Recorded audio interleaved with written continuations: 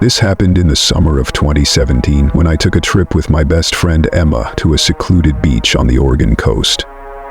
We were both in college, and we wanted to disconnect. No phones, no signal, no distractions.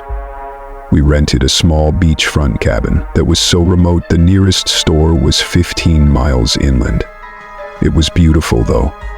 Rocky cliffs, crashing waves, driftwood scattered along the sand. We felt like we had the whole world to ourselves. That first night, we stayed up late watching the moonlight ripple across the water. It was hypnotic. Emma joked about going for a midnight swim, but I told her she was crazy.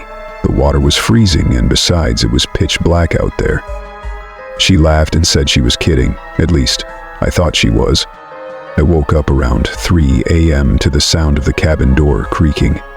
At first, I thought it was the wind, but then I noticed Emma's bed was empty. I checked the bathroom, nothing. The kitchen, nothing. Then I saw that the front door was wide open, swaying slightly. I ran outside, calling her name, "Emma!" I scanned the beach and saw her footprints leading down toward the shoreline. Panic started to creep in. The moon was still out, lighting the sand just enough for me to see that someone, her, had walked into the water, but there were no return prints. I stood at the edge of the waves, shouting her name, but all I heard was the crashing surf. Then something moved in the water.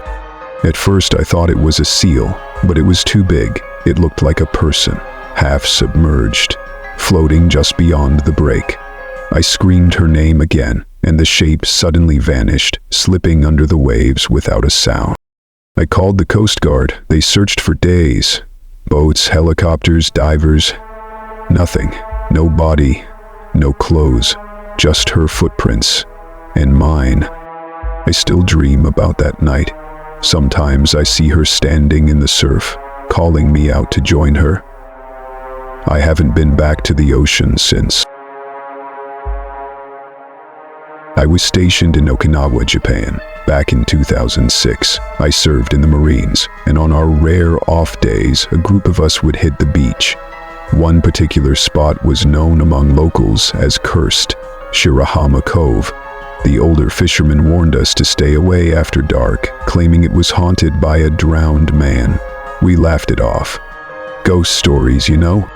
One evening, after a few beers, we decided to camp out by the cove. There were 6 of us. We built a fire, told stories, and dared each other to swim under the moonlight.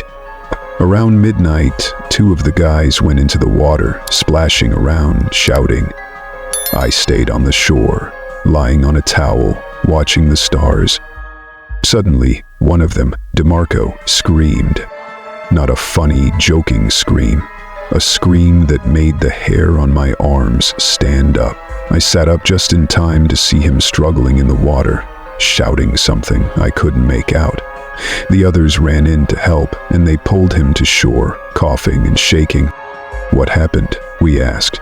He couldn't speak for a while. He just kept whispering. He grabbed me. He grabbed my leg. We figured it was a cramp, maybe seaweed, but DeMarco insisted someone had pulled him down, held him under.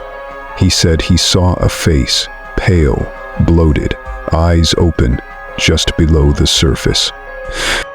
We stayed up the rest of the night, too spooked to sleep. The fire kept dying, and the air turned colder than it had any right to be.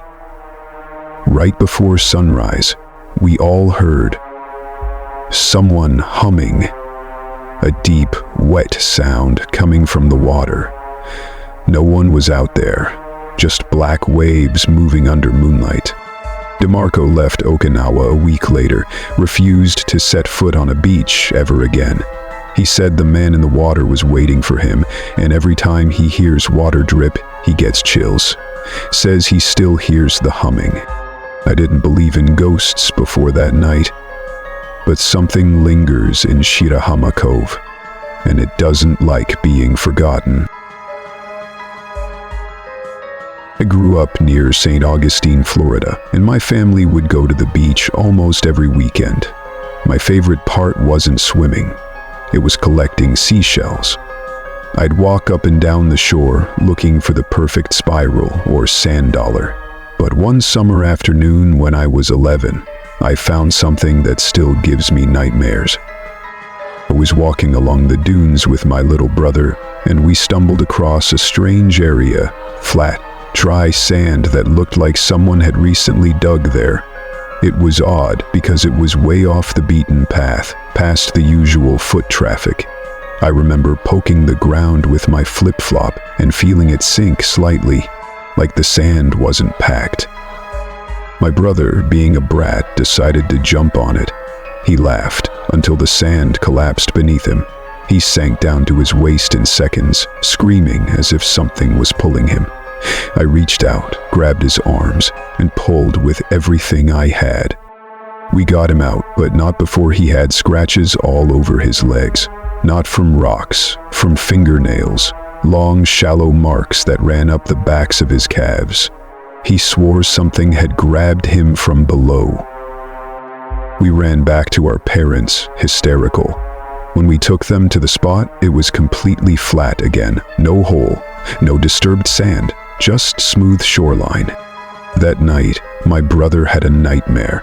He woke up crying, said a woman with no eyes and seaweed for hair was crawling toward him from the beach, whispering, "Come back, little boy. I'm still hungry." He wouldn't go back to the beach for years. I still collect shells, but never near the dunes. And I never walk where the sand looks too perfect. Because sometimes, something is under there, waiting. And those were 3 true beach horror stories. Reminders that even the most beautiful places can hide the darkest secrets. We think of the beach as a place of peace. The sound of waves, the warmth of the sun, the smell of salt in the air. But beneath the surface, and sometimes beneath the sand, things stir that don't belong in this world anymore. Whether it's a swimmer who never returned, a cursed shoreline echoing with the whispers of the drowned, or something reaching up from under the dunes to take back what it lost. These aren't just stories, these are warnings.